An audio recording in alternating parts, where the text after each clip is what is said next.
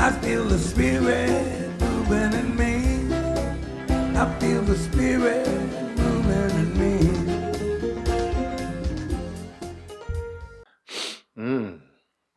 Well, this is written by Lena, a sixth grader from Southern California. She writes, I'm going to write about something really important, the Great Pacific Garbage Patch, GPGP. This is a huge area in the Pacific Ocean, filled with tons of plastic and trash. Imagine a giant soup of plastic bits and pieces floating around in the middle of the ocean. It's about twice the size of Texas. That's really big, right? You might ask me, well, what is the Great Pacific Garbage Patch? The GPGP is like a giant trash island in the ocean. But it's not an island you can walk on. It's made up of tiny pieces called microplastics. These come from things like plastic bottles, bags, fishing nets, and then break down into smaller and smaller pieces. Even though we can't always see them, they cause a lot of problems. Why is that a problem? Animals like fish and turtles and birds think the plastic is food. When they eat it, they can get very sick or even die because their stomachs get filled with plastic instead of real food. Imagine eating plastic instead of your lunch. Yuck. The plastic in GPGP doesn't go away. It just keeps on breaking down into smaller pieces, but it never completely disappears. This means the pollution stays in the ocean for a very long time. I think that everything in nature is connected. When we throw away plastic and it ends up in the ocean, it affects all living things. If fish eat the plastic and then we eat the fish, the plastic comes back to us. We're all part of the same big web of life. I believe that we have a special responsibility to take care of our planet because we're all connected.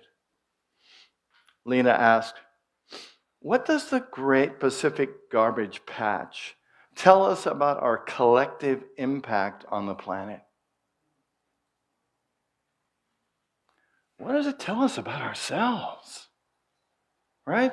That we can continue to let this grow and multiply, and that we don't care enough to monitor our own behavior.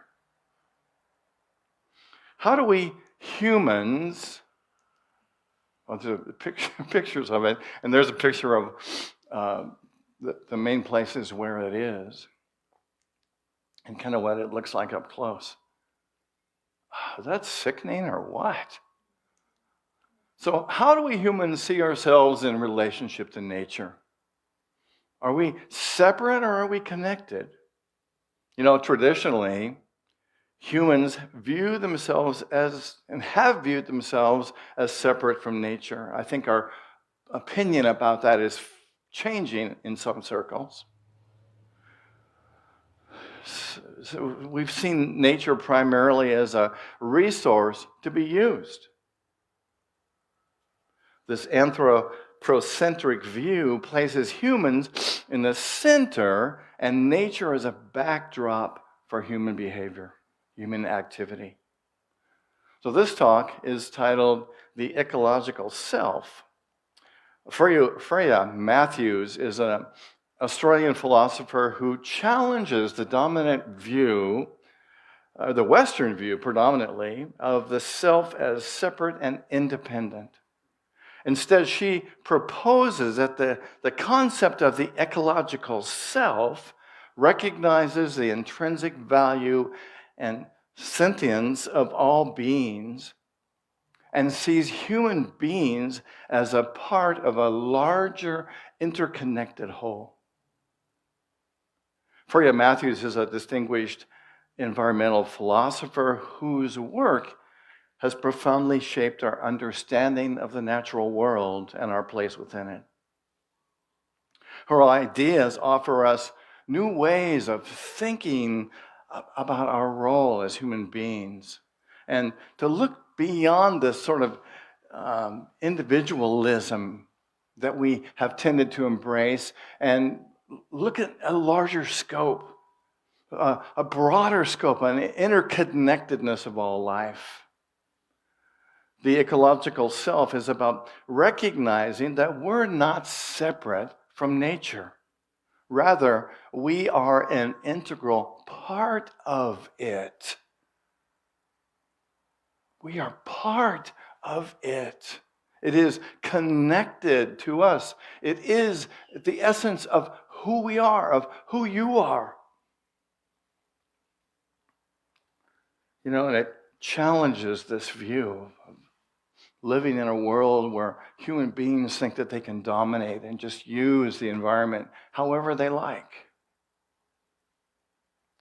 Imagine that you're walking through a beautiful forest.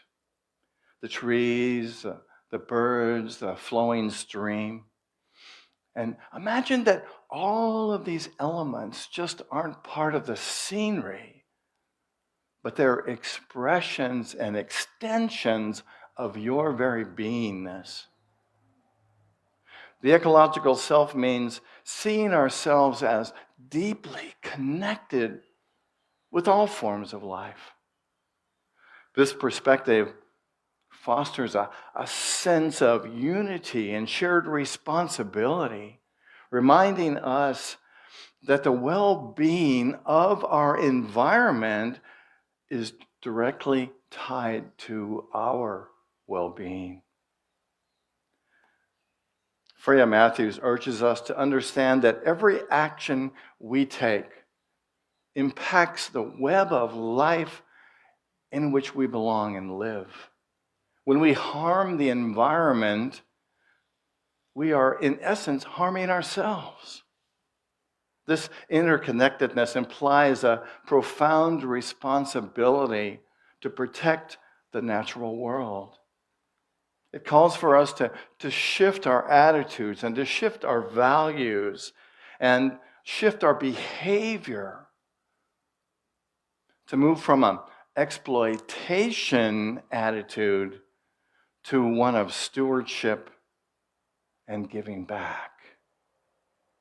Many teachers emphasize this interconnectedness. Charles Fillmore, Unity's co-founder, wrote, "We are all strands in the web of life. What happens to one strand affects the whole." Thich Nhat Hanh said, "We are here to awaken from the illusion of separateness." Swami Vivekananda said, "The whole universe is one. There's only one self in the universe. Only one existence." I like what Chief Seattle said. He said, "All things are connected. Whatever befalls the earth befalls the sons of the earth." And the Hopi philosophy that says, a prophecy that says, we are all part of a web. Each of us is a strand in that web. And whatever we do to the web, we do to ourselves. So if we are connected to nature, if we are connected to all life, what responsibilities do we have? I think that we have the responsibility of stewardship to protect and preserve our habitat by conserving resources and eliminating pollution. I think that we have an obligation to respect all life, to treat all living creatures with compassion, and ensure the protection of biodiversity. I believe that we have responsibility for restoration and healing. That we are the ones who are responsible for repairing environmental damage and combating climate change. We are responsible for education and advocacy. We need to raise our awareness and advocate for policies that protect our environment. I believe that we need to have mindful consumption, to reduce consumption and make ethical choices to minimize the environmental impact. I believe that we should get involved in the community. We should engage and support local environmental initiatives and sustainable practices. And last but not, I think most important, is to cultivate a connection with nature, right? To be in it, love it, embrace it, embody it, feel it, enjoy it, and recognize that it is who we are. It is part of us. I'm sure you've heard the story of Julia Butterfly Hill, right? She's a renowned environmental activist whose views and actions reflect the principles of an ecological self. You might remember in December 1997, she climbed up a 1,000-year-old tree and lived in it for 738 days, right? To keep it from being harvested by logging and the area around it. And her activism led to significant outcomes, in creating a buffer zone around this tree she called Luna. And she really brought to our awareness what's being done with forestation and how deforestation. And she promoted sustainable logging practices. But she's not the only example. There are examples right here on Maui. Many of us probably know Buck Joyner, right? Anybody know who Buck Joyner is? How can you not know who Buck Joyner is? Certainly, he is a character. And I had the pleasure of living in one of his properties for a while. And he, besides being absolutely brilliant, the guy is amazing. He was, you might have heard, if you talk to him, he'll tell you that he is a blanking genius. And I won't tell you how he got that name. Well, I will tell you, he worked on nuclear power plants. And they had a problem one day, and the crew was looking to try and figure out the solution to this problem. And Buck's like, oh, I got it. This is what it is. And somebody came to him and said, you know, Buck, you're a blanking genius. And he said, that's exactly what I am. His mission in life is 4 things, and they're on his business card: to integrity, commitment, energy, and vision. And his business card also has in quotes the phrase, here to help. Wow.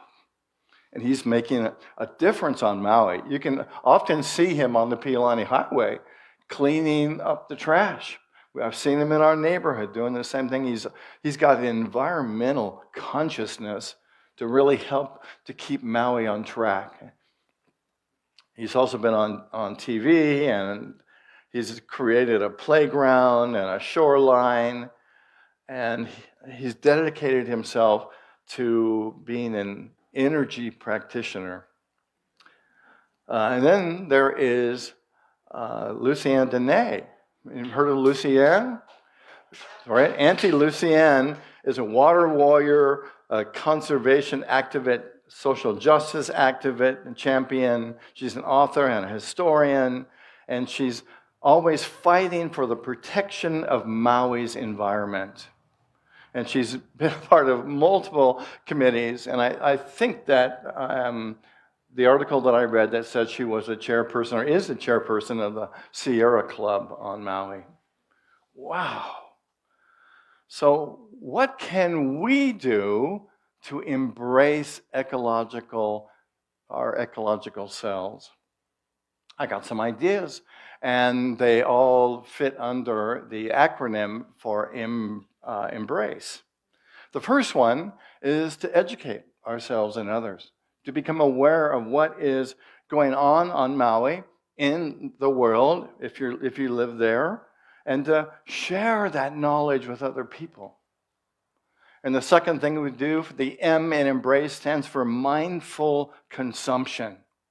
To reduce, reuse, and to recycle, and to be aware of our consumption habits. And the B in embrace stands for become active in your community. And to really discover what's happening where you are, what's happening on Maui, and how can we make a difference? Participate in cleanups. What can we do to make an impact on our environment in Maui? And the R in embrace stands for reverence for nature.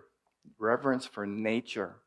And this is really, like I mentioned earlier, just be in it, enjoy it, feel it, and recognize that it is you, it is us, it is part of us. And when you're in it, embrace that and feel the love for it. And just open your heart to this amazing gift of nature that we have. Have a reverence for it. And the A in embrace is be an advocate for change. Somebody mentioned to me this week, they were talking about going to physical therapy. And they said, it's so great. Every time I go to physical therapy, they give me a plastic bottle of water. Isn't that great? No. No. And why is that? Why? If you go to Costco and look at the shelves and you watch all these people hauling all these bags and boxes and carts of plastic bottles, why is that? Don't we care enough to find another way? Right? Why doesn't everybody carry one of these? Right?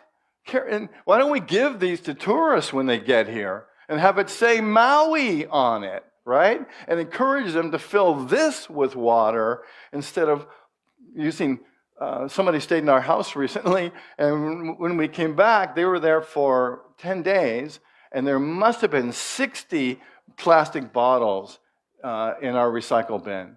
It's like, why? Don't we care enough? Why can't we stop it? Don't sell them. I mean, I'm just saying, right? Oh my God, I got some energy around that. And be an advocate for change, right? Write to your representative, sign petitions, support organizations that work towards sustainable solutions, like the Rotary Club, the Sierra Club, Maui Now. And I think most importantly, I guess I shouldn't talk about politics in class, but I don't think this is really politics. But to vote for people who want to improve the environment, right? That's where we have the biggest voice, maybe not the biggest voice, we have a significant voice. And then C in embrace stands for consider your ecological footprint. What are you personally, how are you personally living? How are you contributing to your ecological footprint? And the E in embrace is empower future generations, right? Let this be a part of your conversation. When you speak to young people, say to them, things that help to encourage them to grow up with the idea that living on this planet and having a clean environment is what we want, isn't it? Got some kids here today. Don't you want to be in a healthy world when you grow up, you can help to make it be that way. We all have an obligation. So embrace, educate, mindful consumption, become active, have a reverence for nature, advocate for change, be an advocate for change, consider your ecological footprint, and empower future generations. By embracing these actions, we can live in harmony with our ecological selves because we have a radical responsibility to ourselves and to this planet and to the well-being of all life. So let's commit to making these changes today, to being an active participant today, to inspire others to join us in this vision. And I want to end today with a prayer titled Prayer for the Protection of All Life, written by Jane Goodall. And then we'll go from this into the meditation. So let's prepare for that. And I invite you to open your heart and to receive this prayer and perhaps to make it your own. Compassionate Creator, we come before you with hearts full of gratitude for the beauty and diversity of life that surrounds us. We ask for your guidance and strength as we strive to protect all living beings who share this planet with us. Grant us the wisdom to see the interconnectedness of all life and the courage to defend the voiceless and the vulnerable. Help us to recognize the sacredness in every creature and treat each one with kindness and respect. May our actions reflect our deep commitment to the well-being of all species. And may we work tirelessly to ensure that every life is cherished and protected. Amen. And I invite you to bring your awareness to your breath. Breathing in and breathing out. To close your eyes if that's comfortable. And I invite you to remember the last time that you were in nature, or a time at the beach or the forest or top of a mountain, desert. And just take in the beauty that you felt. Remember opening your heart and being connected and feeling the love that was present, the beauty that was there, the life that was all around you. And just to behold that now. To behold the beauty of this amazing island of Maui. To behold the beauty of this incredibly beautiful planet. This blue boat home.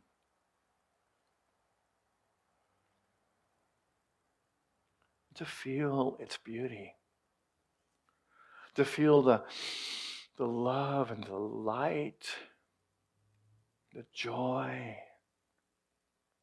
the connectedness with all people on this planet.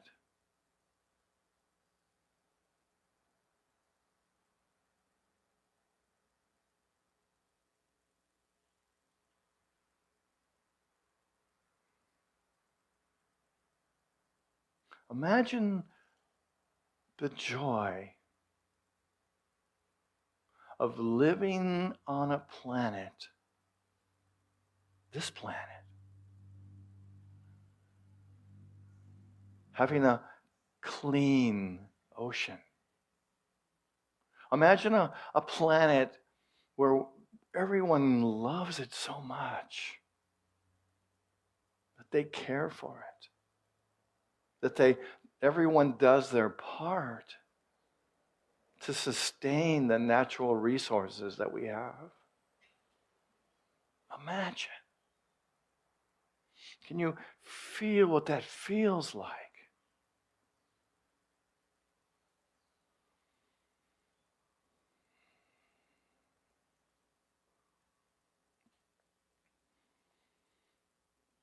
Let's just pause for a moment. Imagine that. Feel that.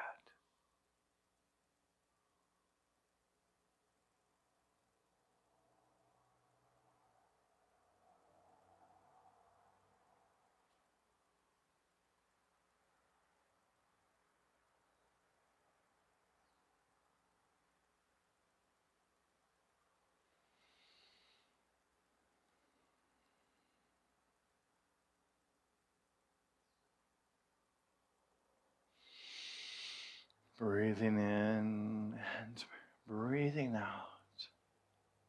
Hold this vision. Hold this feeling. Hold this love.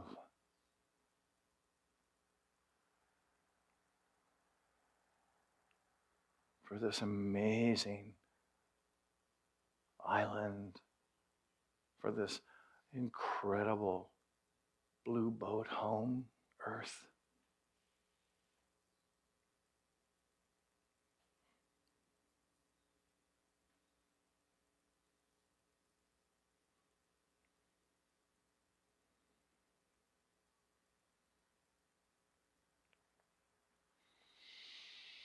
Breathing in and gently breathing out.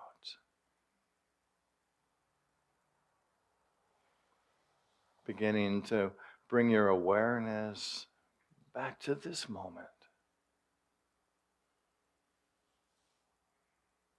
Giving thanks.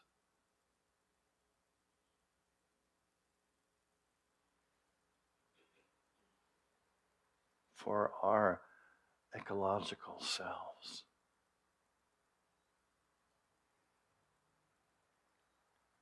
And I invite you to open your eyes when you're ready. Well, if I give you this amazing opportunity every week to bring flowers to adorn our platform up here. And there's a sign-up sheet in the back that Emily just revised today and made it beautiful. And so please sign up. I know Lindy's is bringing flowers next week to celebrate a bunch of birthdays and goodies, 2 birthdays. So, but there's a whole bunch of other days that are available. So please sign up and bring flowers.